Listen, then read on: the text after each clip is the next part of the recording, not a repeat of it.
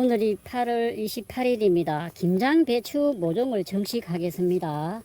김장배추 모종을 정식하고 나니 벌써 이래 났네요. 누구의 소행인지 그냥 넘어갈 수가 없죠. 어떤 대책을 해 주었는지 잠시 후에 한번 살펴보겠습니다. 요 포트에 미리 물을 한번 줘가지고 좀 놔뒀다가 뽑으면은 잘 뽑히거든요. 요 뽑을 때 뭐 요런 거로 밑에 요래 한번 싹싹 쑤셔주면은 잘 빠져 올라옵니다. 물론 뭐 그냥 빼도 잘 빠지긴 하는데 쑤시니까 탁 올라오죠. 뽑혀 올라오죠.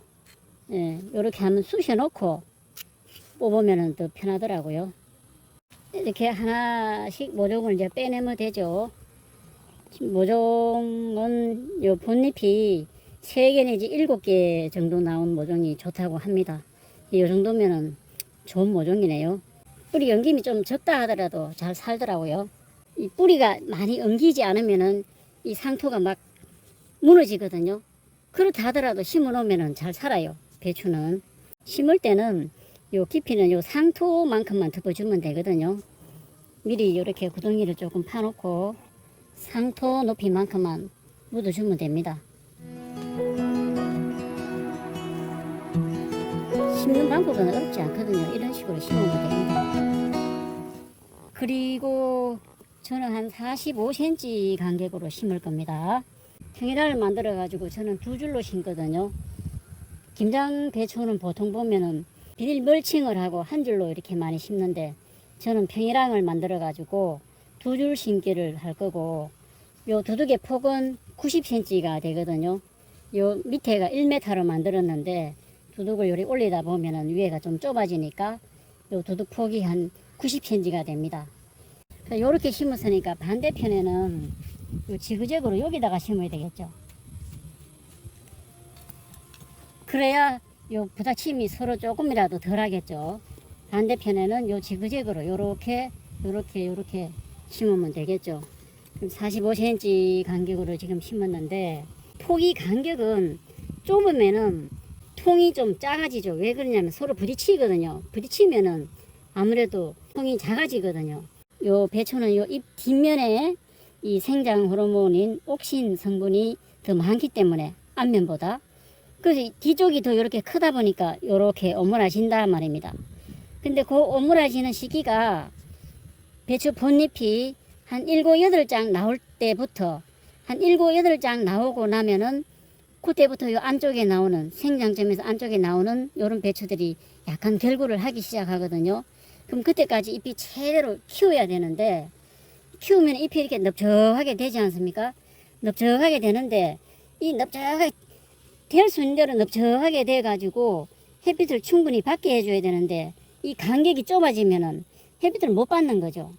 그러다 보니까 성장을 하기보다는 뭐 키경쟁 비슷하게 해가지고 키만 이렇게 클 수도 있죠.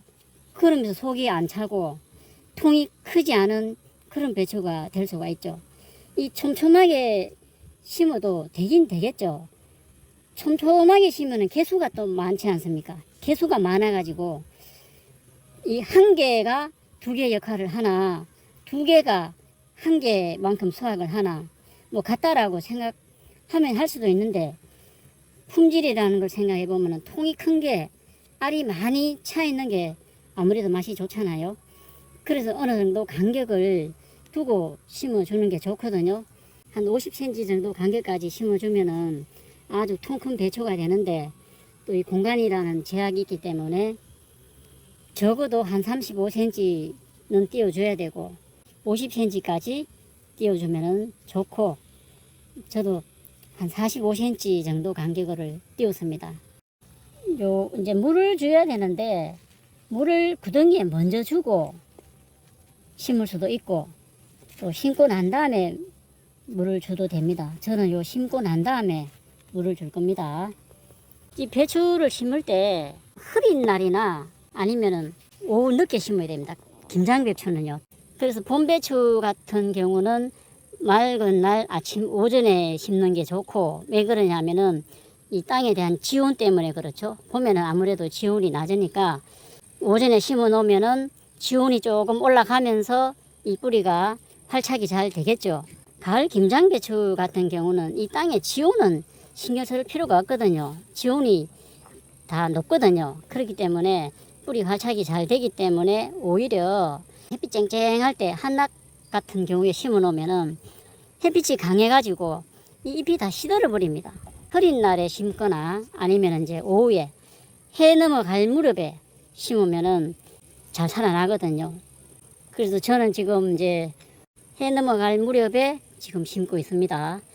그럼 곧 해가 지고 밤이 되면서 또 이슬을 머금고 하면서 잎이 잘 살겠죠. 김장 배추 모종을 정식하고 나니까 해가 넘어갔습니다. 이제 해가 넘어갔죠. 햇빛이 없습니다. 이러면은 잘 살 겁니다. 이 정식하고 난 다음에 하루 정도만 버티면은 살아나거든요. 그래서 저는 이제 해가 넘어갈 무렵에 심기 시작해서 지금 이제 해가 완전히 넘어갔습니다. 햇빛이 없거든요.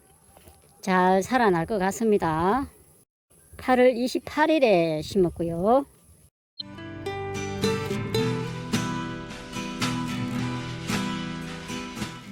8월 29일인데 어제 배추를 심었고 오늘 벌써 벌레들이 잎을 이렇게 싹둑 잘라 놓기 때문에 요 벌레가 있지 않습니까? 요 벌레 보이네.